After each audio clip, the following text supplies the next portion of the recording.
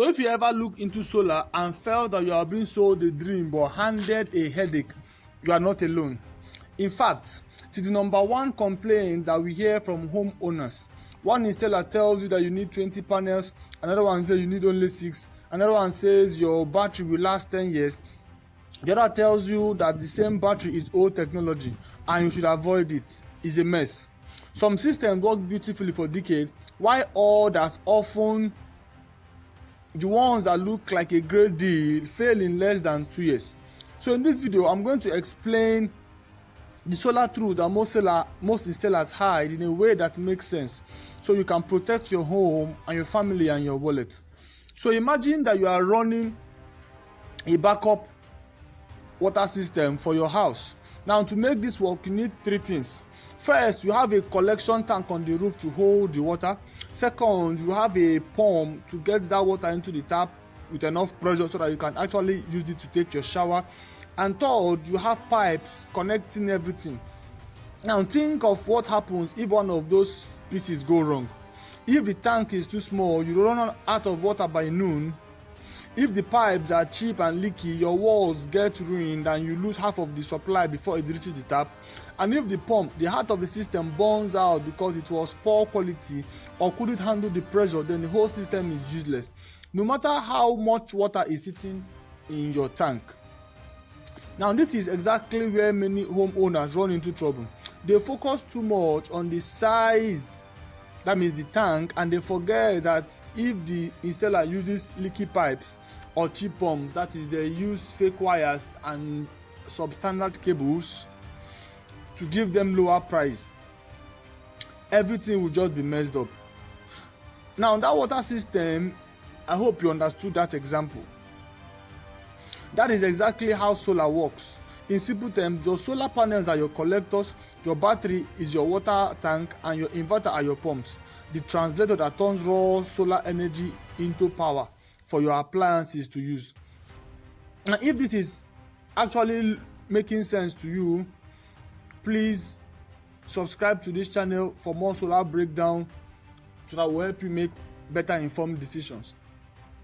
Now, before solar, most of us depended on a system that needed constant fuel, constant money, constant repairs, and constant noise. We've all been there for trying to break your shoulders when owning your gen under the rain, or realizing that the power went out and your food is going to spoil because the fuel station was closed. Solar promises to end that cycle of stress and threats, but it only delivers on the promise if you follow 2 non-negotiable rules. Rule number 1, the inverter your pump must be stronger than your heaviest load. Think of your home like your home electricity usage like a bridge. Now, if you want to pass 10-ton truck, drive past it on a 5-ton bridge, the bridge does not just slow down, it collapses. In solar terms, if you try to run the air condition, your microwave, and your water pump all at once on a small inverter, you aren't just using a lot of power, you are killing the heart of your system. A cheap installer will tell you a small inverter is enough to just collect the contract, but they won't be there when the circuit board fires up in less than 6 months. Now, rule number 2 that you must follow: your tank, the battery, must be sized for your actual nighttime need, not just the best case scenario. Many installers calculate your need based on a perfect sunny day, but life isn't always sunny. You need a buffer. If your battery is too small, it drains to 0 every night, and this spoils your battery. It's one of the leading causes of your battery not lasting the years of the warranty of the battery. In the battery world, deep discharging is like running your car engine at that red RPM every single time you drive. It might work fine for a few months, but you're effectively killing the battery lifespan. Now, if you want to ensure your home system follows these rules instead of an installer sales pitch, hit that subscribe button right now to stay protected and informed. Now, let's actually look what happens to your solar system if you want it to actually last. Now let's look at what actually happens to your solar system. Step 1. Your solar panels connect light. Notice I said light, not just direct sun. Modern panels can still generate energy on cloudy days, though at a lower rate. This raw energy is like unrefined fuel, like your crude oil. Now step 2, that energy flows through high quality thick wire to your inverter. Now this is a crucial step most people ignore. If the wires are too thin, the leaky pipes we talked about, the energy turns into heat instead of electricity, which is a massive fire risk. Step 3, the inverter makes a million tiny decisions every second. It decides whether to power your fridge right now or if it has an extra energy to fill the tank, your battery, for night usage.